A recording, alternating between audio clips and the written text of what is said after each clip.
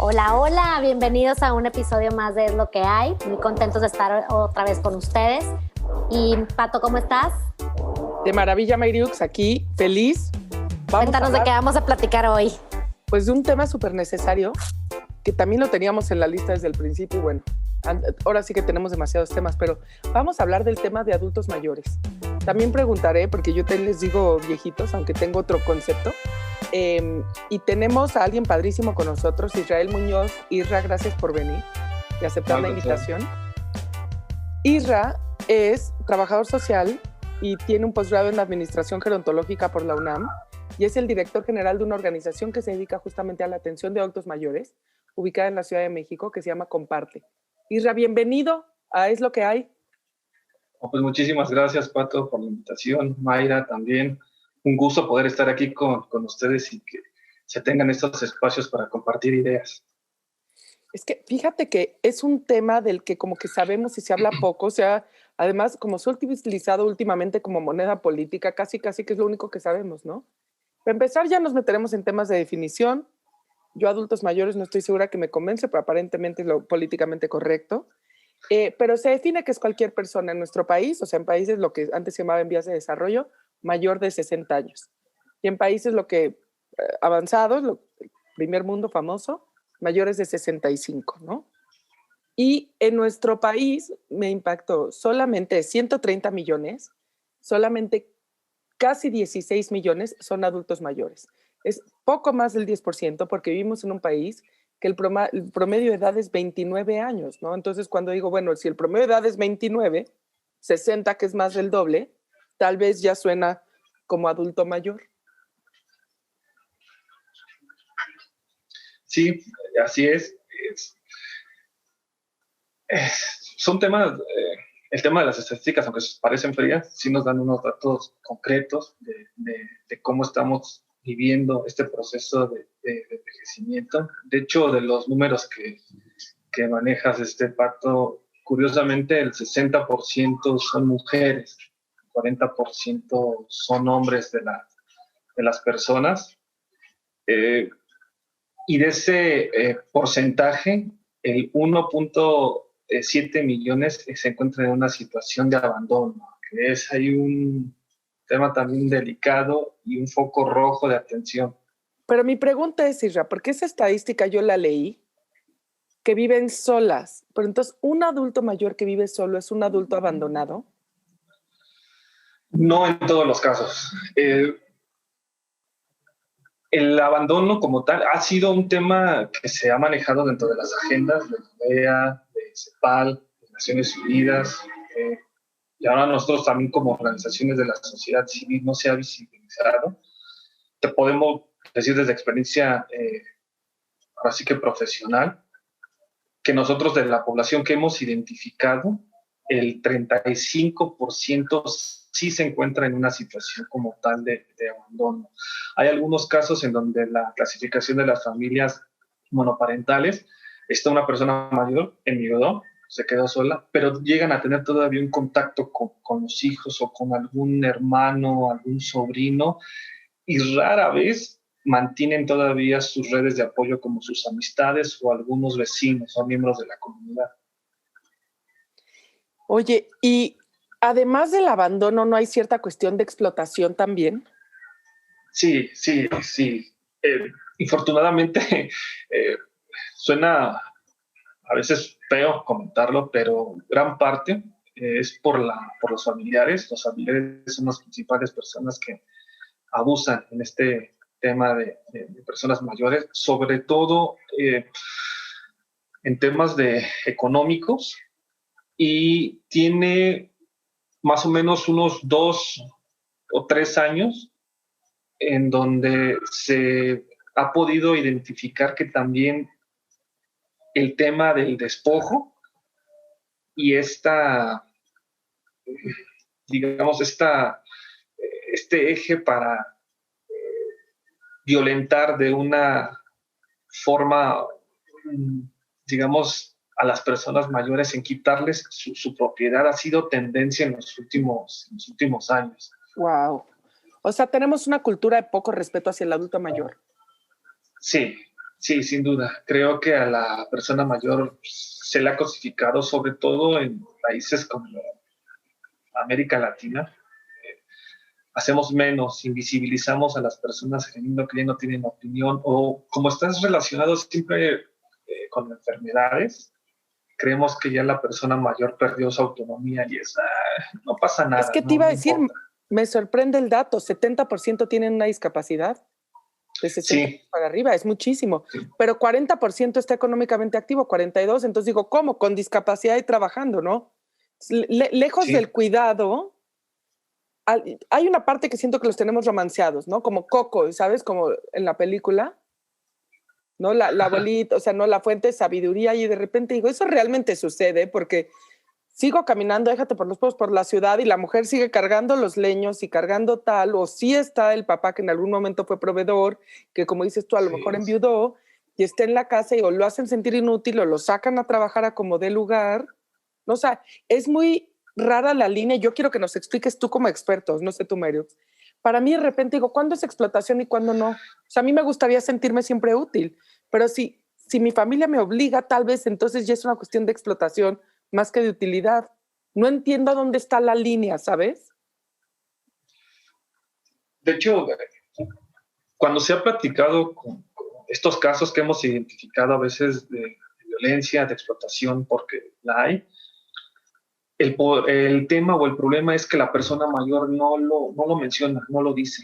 Lo ha normalizado de una forma que dice, mientras esté en casa, con mis hijos, o veo a mis nietos, no importa, o sea, no lo veo mal. Y ese es un problema que tenemos hoy las organizaciones que trabajamos en el tema de envejecimiento con personas mayores, que no lo mencionan, no lo visibilizan, y es difícil darles a entender o sensibilizar a la población y decirles, es un problema, o sea, está pasando, te están violentando, o sea, te están quitando el dinero, un ejemplo por poner la pensión contributiva o la gente que trabaja en el comercio informal, y ese dinero que se genera de forma, digamos, indirecta, se va directamente para otro tipo de necesidad, ya sea que para la leche de los hijos o para la ropa, porque nos ha pasado que muchas de las familias que viven, en este caso que tienen una persona mayor, el dinero lo usan los hijos para sus necesidades y no tanto para el cuidado, la atención de la misma persona mayor.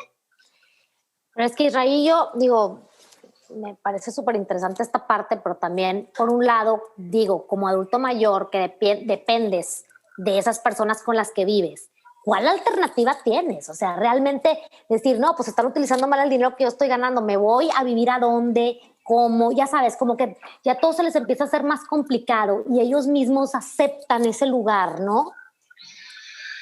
Sí, por muchas veces, afortunadamente, es el miedo, o sea, es el miedo de decir, si no estoy con mi familia, ¿qué va a hacer de mí? ¿A dónde me van a llevar? ¿Albergues? Con una amiga, no creo que la familia o la amiga la tenga mucho tiempo. ¿Y qué deciden? Pues callarse. Ahora, como dice Mayra, ¿qué opciones hay? Sí, o sea, y si lo veo, por decirte, lo equiparo un poco a lo que puede pasarle a un niño, ¿verdad? O sea, y el niño a lo mejor cuenta con más instituciones que lo protegen, ¿no?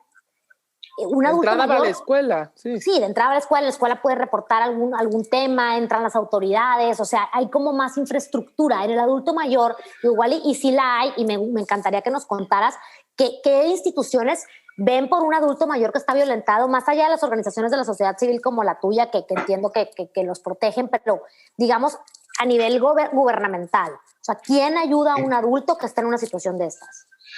Hay 3. Digo, a nivel federal, el INAPAM. El INAPAM, si tú reportas un caso de violencia, tiene un área jurídica a la cual da un asesoramiento y brinda un acompañamiento.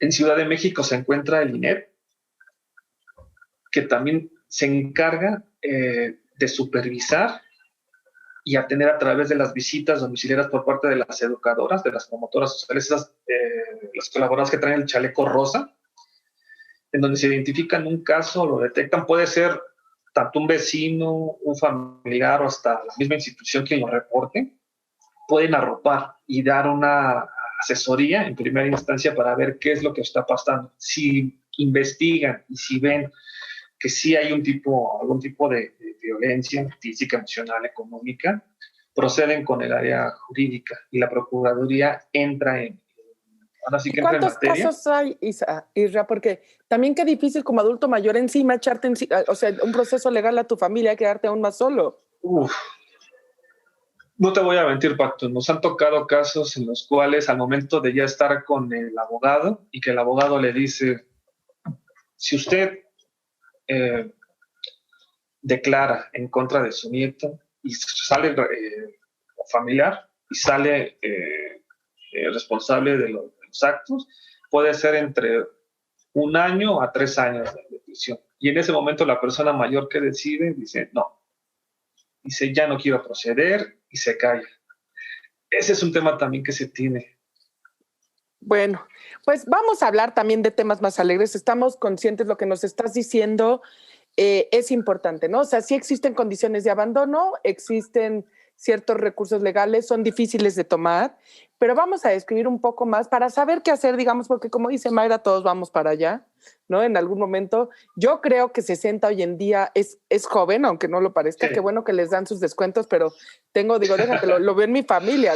Mis familiares de 60 no das crédito, ¿no? O sea, la mayoría trabajan, son deportistas, suben, bajan, en fin, ¿no? O sea, pienso que es una cuestión mucho de actitud, ¿no? O sea, ¿en qué momento? Una cosa es que la ley me diga adulto mayor, yo les digo viejitos. Y yo digo, ¿en qué momento uno dice que es viejito? Yo también te quería preguntar eso, ¿quién pintó la raya? O sea, ¿por qué a los 60? ¿Hay algún tema físico? ¿Hay algo? O sea, no sé, como igual cuando te vuelves adulto, pues alguien dijo los 18, ¿verdad? Hay unos más maduros que otros, pero igual el adulto mayor, ¿quién dijo? Los 60 ya son adultos mayores. Pues ha sido interesante, digo que hasta la fecha el tema de definir a personas mayores, adulto mayor, se ha dado directamente en la ONU, trabajo con la OMS, y estaba el tema, un ejemplo de decir adulto mayor, y después dijeron, no, es que no puedes ser adulto mayor porque nada más estás refiriéndote al hombre, tienes que integrarlo. Y para hacerlo ya integral fue el tema de personas adultas mayores, y se clasificó a través de los 60 años, sobre todo por un proceso también biológico, en donde ya comienza con este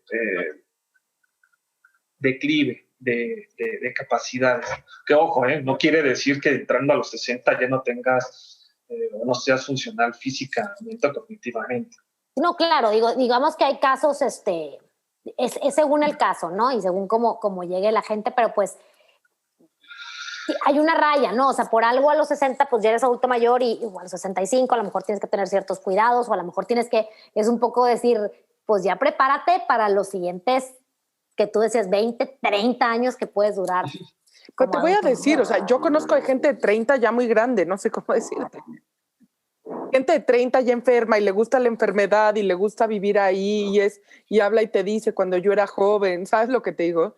Y yo tuve una abuela que se murió de 99. Sí, Pato, pero también hay un punto de vista laboral también ahí, o sea, a los 30 años puede todavía darte una sangoloteada, puedes conseguir un trabajo, pero ya a los 65, 70 años, pues laboralmente también ya es complicado como reacomodarte en algo, o sea, y si hay un declive de vida económica, o sea, no lo sé, creo que sí es un momento como de... Pero no será cultural también, o sea, entiendo la expectativa de vida. En nuestro país para hombres es de 71, para mujeres es de 77, me parece. Y esta diferencia se debe a que la mujer se cuida más literal. De cada 10 citas en el doctor, 7 son de mujeres. Digo, solamente 3 son de hombres. 7 son entre mujeres y niños, ¿no? Entonces, pero también hay una cuestión de actitud, ¿no, Isra? O sea, entiendo la parte legal que tienen que poner una línea, fue definida en la ONU y tiene que haber programas que te protejan, ¿no? Y se ve que el tema es sumamente complejo porque, como dice Isra, sí me protejo a costa de que mi nieto vaya a la cárcel, entonces mi familia, o sea, ya de todos modos no estemos unidos, que fue parte de mi problema, a lo mejor, o sea, ¿no? Pero también hay una cuestión como de actitud, ¿no, Isra? Y de romanticismo, no entendemos ni lo que son, creemos que el viejito siempre es bueno también, ¿ves? ¿No? Sí. De hecho, hay una clasificación en donde de la edad de los 60 a los 75 todavía tienes un rango, una expectativa de que comienza, que tienes todavía tus funciones y puedes integrarte a este ámbito, digamos, laboral. Ya de los 75 a los 90 años ya es otro tipo también de envejecimiento, porque ahí sí ya se padecen las condiciones, que el deterioro físico, pero también, ojo, implica mucho la historia de vida que ya has tenido. El nivel, si tú fumaste desde joven, si tú te desvelabas, si tú tomabas, es obvio que vas a llegar a los 50, a los 60 años, ya con enfermedades crónico-degenerativas.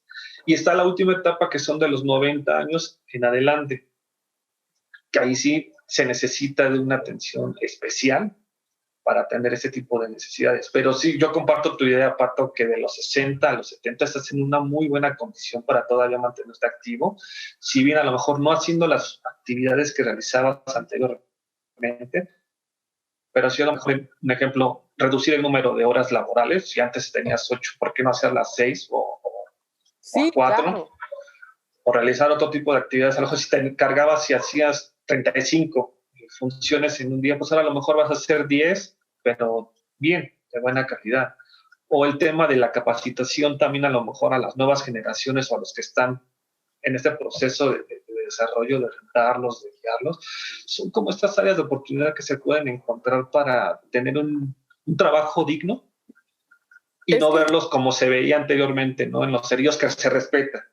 yo veo las Respeto fotos mucho. de mi bisabuela, no tanto, mi abuela se murió joven, a los 45 años, y era una viejita, ¿sabes? Una viejita como de estas que dibujas, ya vestida toda de negro, el chongo, ¿no? O sea, esta como imagen que tenemos de la viejita en las caricaturas a los 40, 45 años. Y hoy en día, por ejemplo, hay profesiones, lo que dicen ustedes es cierto, no te pueden exigir, digo, ahorita por la pandemia no se está viajando, pues estos trabajos, sabes que a los 30 que viajas mucho, o no sé, los brokers de bolsa que te despiertas muy temprano, los que entregan, ahorita todos los que nos están salvando en la pandemia, pues son chavos, los que andan en las bicis, jale y jale kilos de comida y de entregas, etcétera, etcétera, ¿no? O sea, hay una parte física y hay que entiendo que se dé, pero por ejemplo hay industrias que lo tienen menos identificado, ¿no? La industria de la actuación, o sea, un Harrison Ford tiene 78 años, o sea, ya pasó el Indiana Jones y yo lo veo joven, ¿me explico? O sea, Paul McCartney acaba de grabar un disco en la pandemia, sus también como 70 y muchos, 78 por ahí también, y creo que está rompiendo récords de venta, ¿no? O sea, alguien que su época productiva fue los 60s, donde sí se bajaba de un avión para subirse a otro para dar 70 shows al día, pues resulta que ahora sigue siendo productivo y sigue grabando. Y yo digo, claro, son profesiones que culturalmente no tienen una exigencia de edad, ¿no? Y yo tengo una pregunta. ¿Cuál es el ideal? O sea, ¿qué buscamos para que un adulto mayor tenga una vida en plenitud en esa etapa? O sea, ¿a qué perseguimos? Bueno, es una pregunta muy difícil, pero es que los dos envejecimientos al final son distintos. A lo mejor una persona que pueda tener una discapacidad, un ejemplo, ceguera por glaucoma, pero está económicamente bien, cuenta con el apoyo de sus familiares, está controlado. Podríamos decir, no, pues no es una calidad de vida óptima que tiene la persona, pero para la persona se encuentra bien. O sea, sí es difícil. Una vejez digna. Definir. Una vejez digna.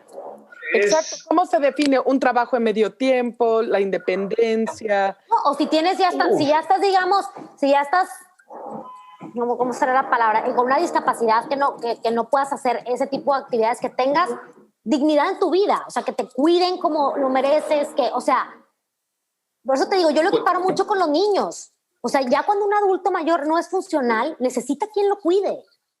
¿Sí? Y es ahí donde yo veo que hay, o sea, si no está el familiar y la familia no es buena, o si no hay dinero, se convierte en un reto bien complicado para todos. Mira, ahí hay una línea muy delgada que se ha trabajado mucho también con los gerontólogos, que no se puede comparar a veces las personas mayores con los niños. El por qué es que a los niños tú puedes modificarle su conducta. Todavía estás en un proceso en donde tú corriges. En las personas mayores ya no, es muy difícil. Puedes a lo mejor modificar algún pensamiento o alguna idea, pero ya la conducta de la persona mayor es totalmente distinta. O sea, al niño tú lo adaptas al entorno, al adulto mayor al entorno tú lo adaptas al adulto mayor. Sí, lo sensibilizas, lo orientas. Y en el tema que decías, Mayra, de una vejez digna, pues el ideal, como esa utopía, es contar con una red de apoyo fundamental, que tenga un hogar, alimentación y una pensión digna en donde pueda cubrir sus necesidades básicas. ¿Existe algún documento, Israel, algo que nos enseñe cuáles son los derechos de las personas de de adultos mayores?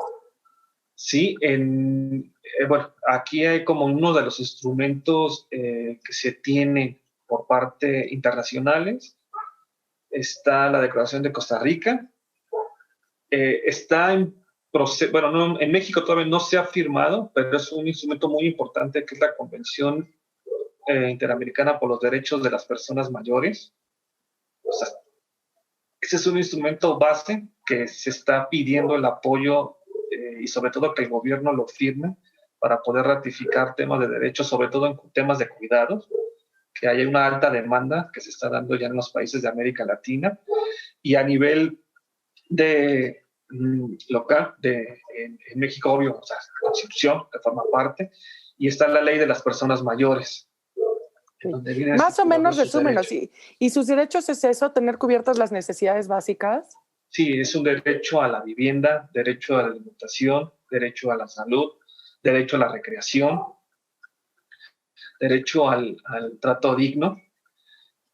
Y se busca, sobre todo, el tema del derecho a los cuidados, porque ahí también hay un déficit fuerte en temas de cuidados. No, ni la familia, ni el Estado, ni las organizaciones públicas y privadas en México estamos todavía preparados para atender este tipo de población y sobre todo las que se relacionan con temas también de demencias. Muy fuerte.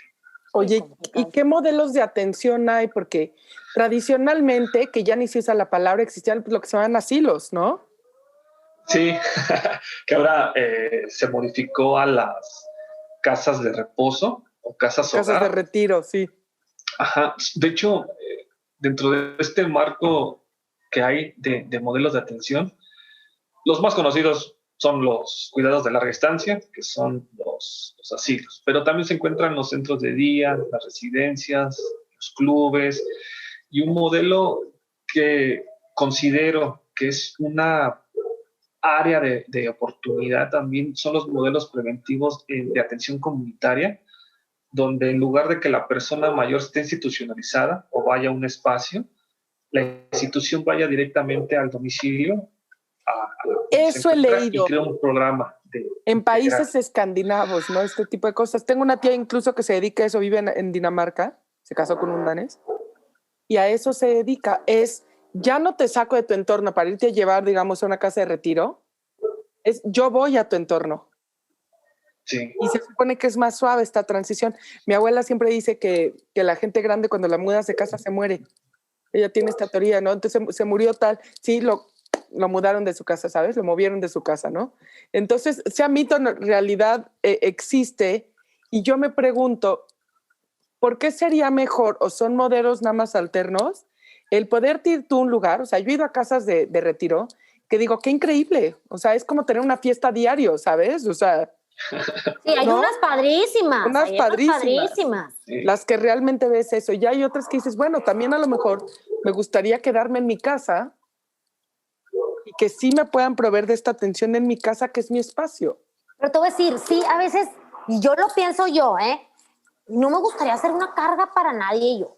Ay, no. A mí me gustaría mejor irme a un lugar de esos, party girl, y cuando ya esté muy discapacitadita, pues ahí que me cuiden y me traigan y me lleven. O sea, creo que eso dignifica también tu vejez, ¿no? Hasta entonces ya no pudo ir, o por decirte, no pudieron salir de vacaciones porque tienen que cuidarme a mí, y no pudieron ir a no sé dónde, porque y hay que pues, tener aquí a la abuelita. O sea, esa parte a mí, creo que a mí me costaría mucho trabajo. ¿Qué es mejor, Isa? O sea, que los expertos como tú que se dedican a estudiar el tema, ¿Qué modelo es el recomendable o si realmente son alternos y depende de la personalidad de cada quien? Sí, mira, creo que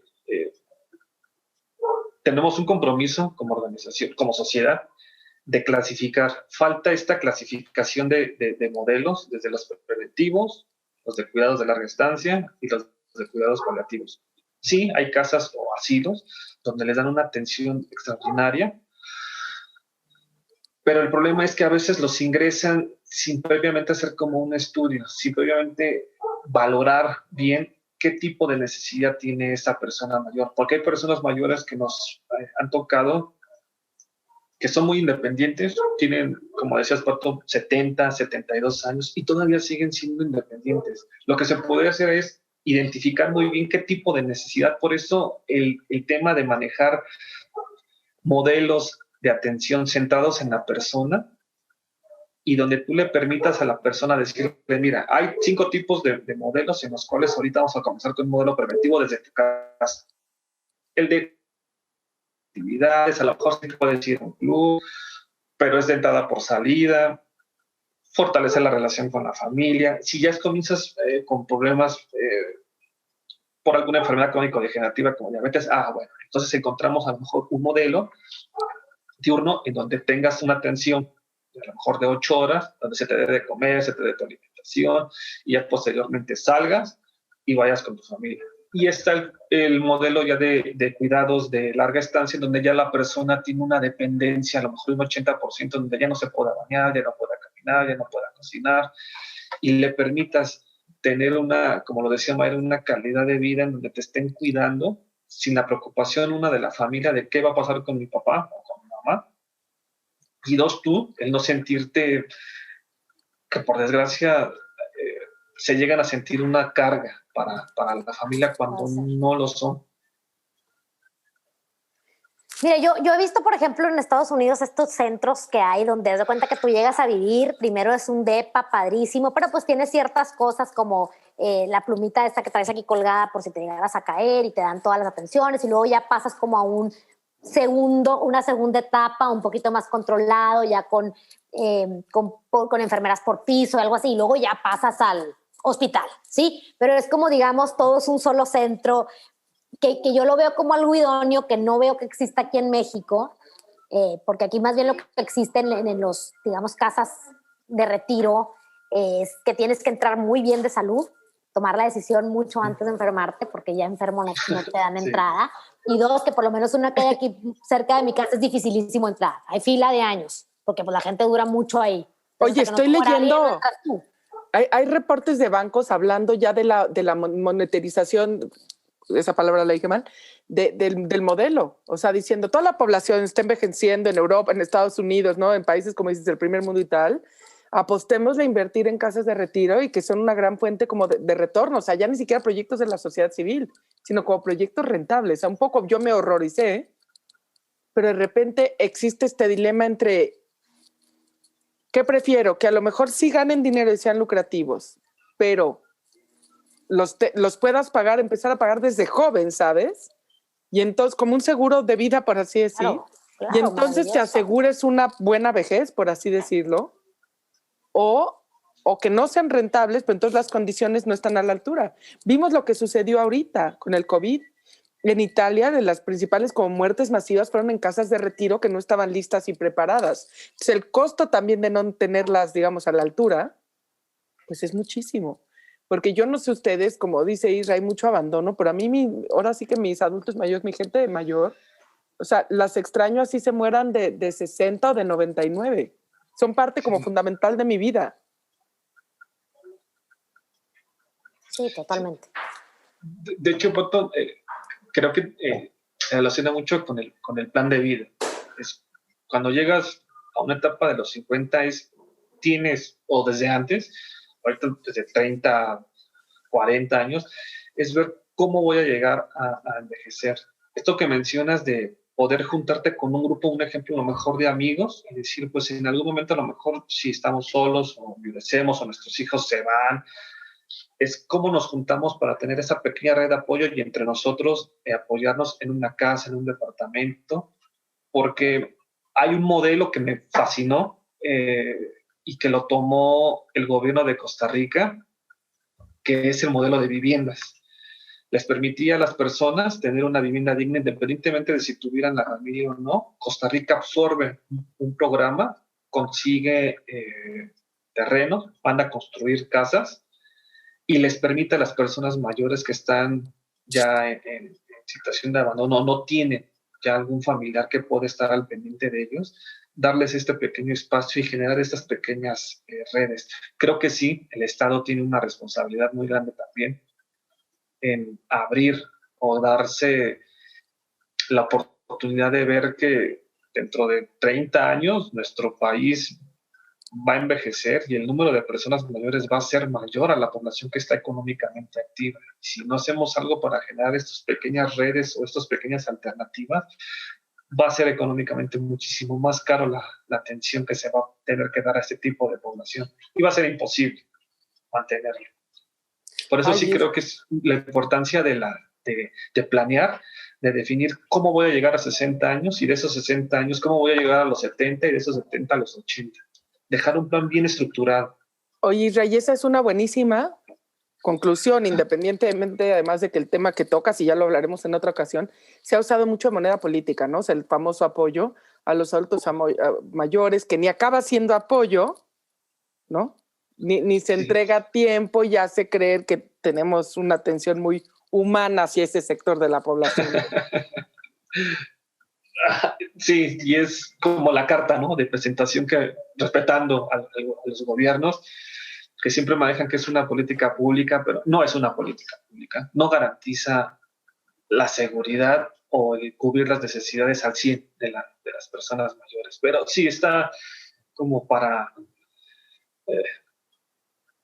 debatirlo y ver que esta pensión fácilmente no se destina directamente a las necesidades de las personas mayores, ¿eh? O sea, va destinado a otros rubros que no son por los cuales claro, es al revés, ahora te conviene hasta tenerlo para poder cobrar la lana, ¿no? Claro. No, yo creo que es un momento muy importante para saber que somos la persona adulta mayor es un problema de todos, y hay que empezarlo a hablar, empezarlo a platicar, y tú planea, o sea, independientemente de lo que sea y la edad que tengas, ya empieza a planear cómo quieres pasar esos últimos años de tu vida. Sí, y no verla con miedo, ¿eh? No, es una realidad que va a llegar. ¿Quién dijo miedo? ¿Quién dijo miedo? Sí, no, pero es cierto, pensémoslo y al toro por los cuernos, padrísimo. Es que, Isra, ¿sabes qué? Mil gracias, porque creo que nos has abierto los ojos.